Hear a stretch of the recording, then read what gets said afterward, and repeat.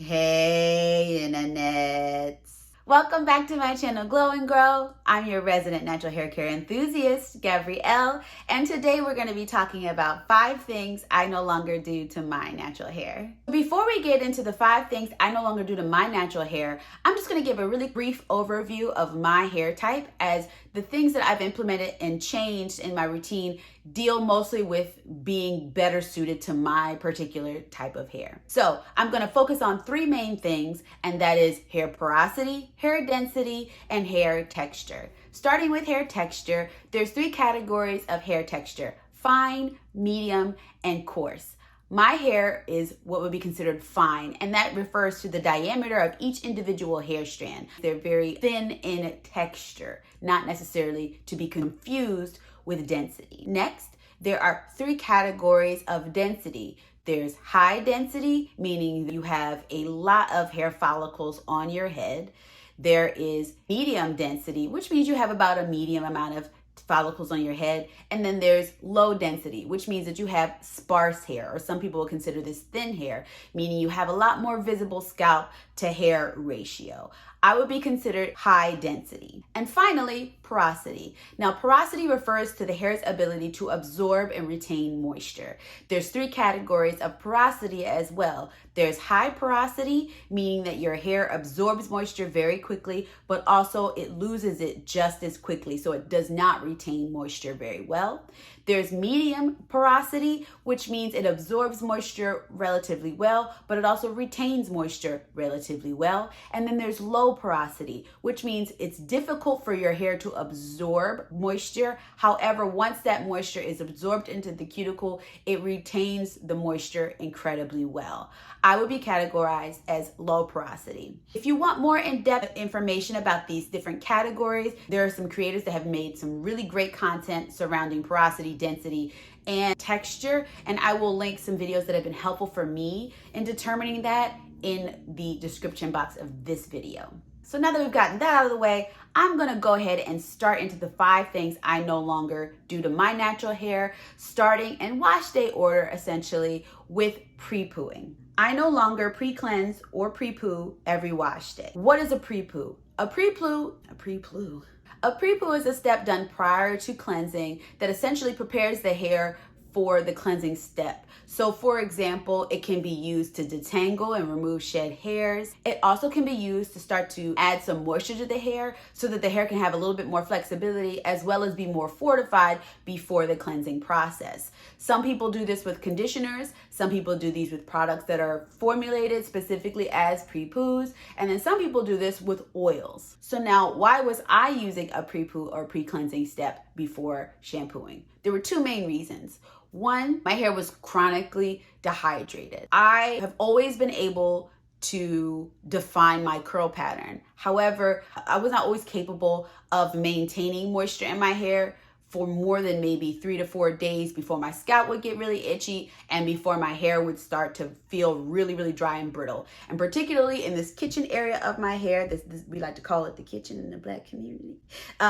Especially in this area right here in the back of my hair, I would notice that I would get a lot of dryness. That section is very prone to tangling and matting. So in order to avoid shampoos drying that section out too much and causing even more tangles and mats, I would go ahead and start to remove shed hairs, any lint, any debris that might be in my hair that my hair picked up from brushing against my clothes, for example, and like kind of a barrier of moisture against the stripping aspects of my shampoo. Why do I no longer do that? Well, this is why I talked about my porosity level before getting into this step. Low porosity is prone to buildup. What that means is I was creating an environment that further exacerbated this chronic dehydration I was experiencing with my hair by essentially creating another barrier of product that my shampoo now had to work even harder to strip. Aside from the buildup that I was creating, it also was time consuming. I would spend maybe like 30 to 45 minutes before my shampoo process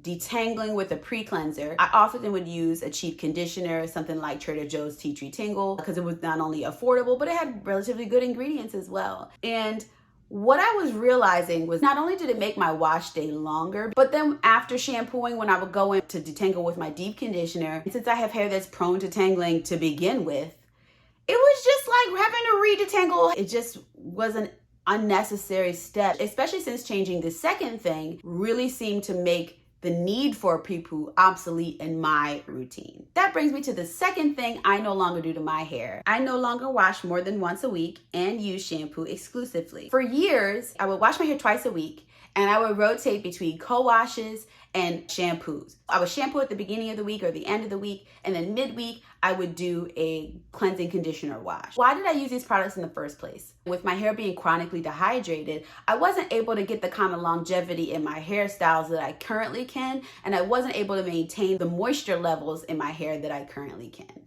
Not to mention, after about 3 to 5 days, my scalp would start to feel incredibly itchy. So I felt like I needed that extra cleanse to refresh my scalp as well as my hair. I, because of my density, shed quite a few hairs, and also because of the texture of my hair and it being prone to tangles, I thought if I washed my hair more frequently, I could cut back on the amount of time and the difficulty that I had with detangling my hair, in hopes that if I detangle more often in the week, that I'm having to remove less shed hair than, say, if I was to detangle my hair only once a week. Why do I no longer use cleansing conditioners? Well, because of buildup. Cleansing conditioners were kind of all of the rage back in the day, in the heydays of the natural hair community. When I first started really focusing on taking better care of my natural hair in about 2014-ish, there weren't as many really well-formulated moisturizing shampoos on the market as there are now. I felt like whenever I would shampoo my hair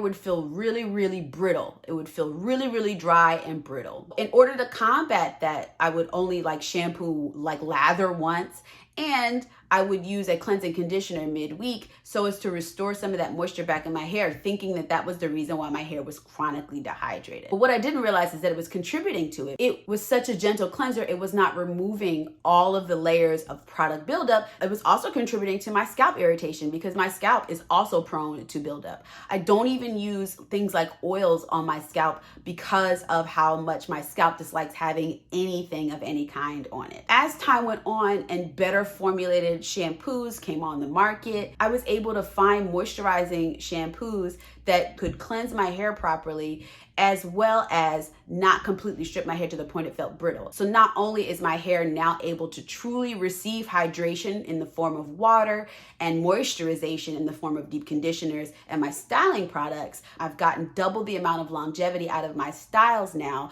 because my hair is now thoroughly and properly cleansed. So once I began shampooing regularly, making sure to use 2 lathers, making sure to rotate between moisturizing and clarifying shampoos, I've noticed that not only do my styles last longer, my hair is easier to detangle because the hair is not incredibly dehydrated and brittle. I've noticed that all of my products absorb much easier. My hair clumps together and defines a lot better. And I think that's because there's no longer a barrier of old product and debris left on my hair from not thoroughly cleansing. With me moving to shampoo only, I found that I didn't need to cleanse my hair as frequently because the hydration levels in my hair lasted longer and my scalp did not feel as itchy or irritated as quickly as it used to when I was using cleansing conditioners. So I went from being able to only have my hair last for 3 to 5 days to now being able to last 7 to 10 days, depending on the styler and my activity level throughout the week. Now that I've changed my cleansing habits and my products are better penetrating my hair, that takes me to the third thing I no longer do in my hair care routine. I no longer deep condition for extended periods of time after detangling. So what does that mean? After detangling and really working the product thoroughly through all of my strands and then twisting it up afterwards, I would then get out of the shower and I would put on a heating cap and wait for my hair to better absorb the product, because I was under this impression that with low porosity hair, you need all this extra time for the products to absorb into the hair. So the problem with that, of course, though, is after I would spend so much time doing this pre-cleansing and then shampooing and then detangling all of my hair, I would be in that shower for close to an hour. And so I would want to get immediately back in the shower, even after 30 minutes. I felt like I just kind of needed a little bit of a break. And what that would unfortunately mean is that sometimes I would be deep conditioning, not just for 20, 30 minutes, but hours. To the point where there were some times where I would sleep in my deep conditioner. Learn from me. Do not sleep in your deep conditioner. Please, do not sleep in your deep conditioner. That was really not great on my hair and scalp. For one, my scalp would get really itchy, but also I would find that after a period of time, my hair would start to feel really weird and spongy. It's almost like I could no longer feel the product on my hair or in my hair, and instead it would leave this really weird, ultra spongy feeling to my hair. Even when I would rinse my hair out, my hair wouldn't feel the best as it would when I did not deep condition as long. So what I began to experiment with was not getting out of the shower anymore and giving myself that extra processing time. And I think that this was only possible because now my hair was fully able to receive the nourishment from the deep conditioners I was using because there was no longer any buildup impeding this product penetrating my hair. There's two things that I considered when doing this. One, I finger detangle my hair exclusively. That means it takes quite a bit of time for me to detangle all of the hair on my head as it is. With my hair being fine and tangle prone, I find that it's the safest way and the gentlest way for me to detangle my hair while also maintaining my hair's clumpage and also maintaining length. Because of the amount of time it takes me to detangle my hair, which could be anywhere from about 35 minutes to about an hour, depending on the week and the products I'm using, that's plenty enough time for the product to process. If you look on the packaging of most deep conditioners, most of them say you should only let it process up to an hour. I had this idea, if I'm applying the product to my hair and my hair is not fully detangled, that it wouldn't be able to properly process. But I just find that to not be the case. The amount of the time the product is on my hair, it's already working to absorb into my hair. And me detangling with my fingers is just furthering that goal. But ultimately, it's going to continue to penetrate my hair in the time that it's on my head long enough that I can get all of the benefits that I would get if I had gotten out of the shower. And the thing that I also noticed is my hair actually felt better with this shorter processing time, because even though my hair would absorb the product, it wouldn't get that weird spongy feeling from having been like over processed, is basically the best way I can describe it. Not only that, I use deep conditioners that are more creamy and a little looser. I'm not really a big fan of the really thick butter-like deep conditioners. They're harder to work into my hair. Using deep conditioners that are easier to absorb also helps with the absorption within the time that I'm detangling my hair. So I just found that it just wasn't necessary anymore. And that cuts down on my wash day process. Efficiency was the name of the game in all of these changes that I've made in my natural hair care routine. Either efficiency in raising hydration levels in my hair, or efficiency in saving me some dang on time. Because honestly, I think it's wonderful if you want to spend the entire day caring on your hair and loving yourself. Like, if that's what you do, boo, I'm here for it. However, for me, I would rather be able to have a little bit more flexibility and a little bit more time to be able to do other things aside from just doing my hair. So if I can find a way to make my wash day more efficient while still nourishing and caring for my hair in the way that it really wants to be cared for, well, then that feels like a win-win to me. Don't you think? I think.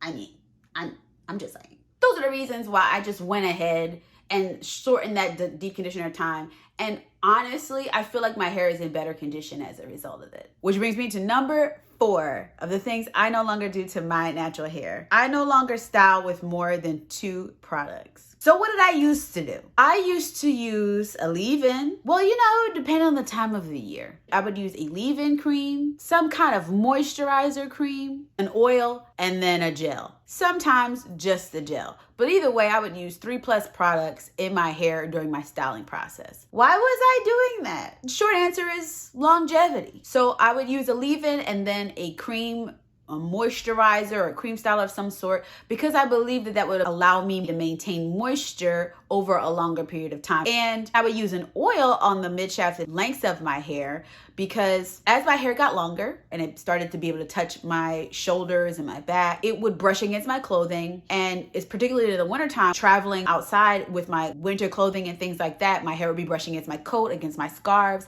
So it'd be creating all this friction. And again, my hair is tangle prone and also like knotting prone. I would get a lot more knots, tangles, so much dryness and brittleness in this kitchen area, as well as on just the ends of my hair. And so I would use an oil to create a sort of not only barrier from my clothing, but also as a lubricant so that it would easily slip by itself, as well as slip across the fibers of my clothing, hopefully not creating as much friction and therefore creating more tangles and knots. The problem, however, with adding all of these extra products is, of course, buildup. With hair that's prone to buildup, it was making it harder for me to properly cleanse all these products off of my hair, which then led to, say it with me, friends, chronic dehydration. So when I started thoroughly cleansing my hair, you realize that this is all cumulative, right? So I'm experiencing all of this hydration, clumpage, definition, shine, softness from my deep conditioner now being able to properly penetrate my hair and work more effectively.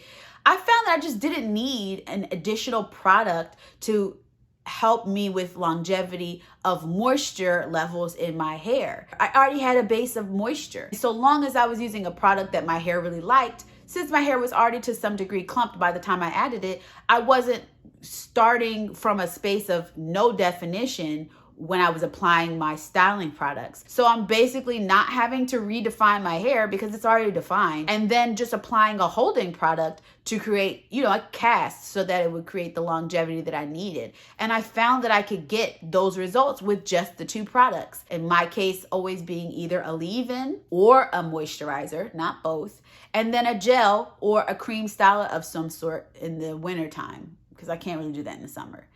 But again, I just found that as the hydration levels in my hair increased, I didn't need to use a whole bunch of products to get the longevity that I wanted. Now that I've had these higher moisture levels in my hair, what does that solve about my hair being dried out by touching my clothes and touching my scarves and my outerwear? What do I do about that?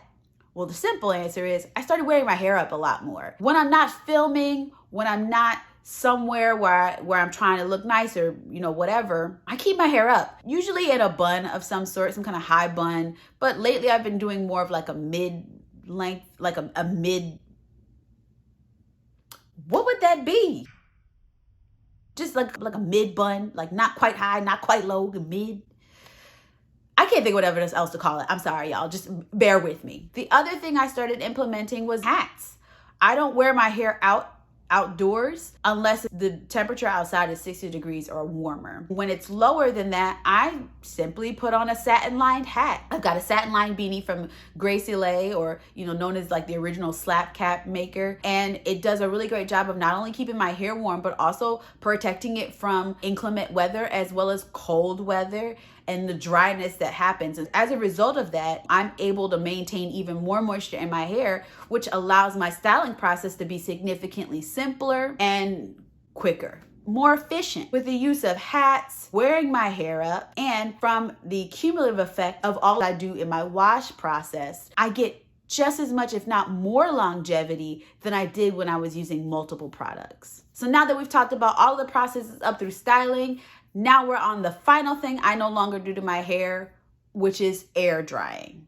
I know, hear me out. For years, I would air dry my hair all year round. Why was I doing this? Well, for one, I was trying to avoid heat damage. I'd heard that the healthiest way to dry your hair.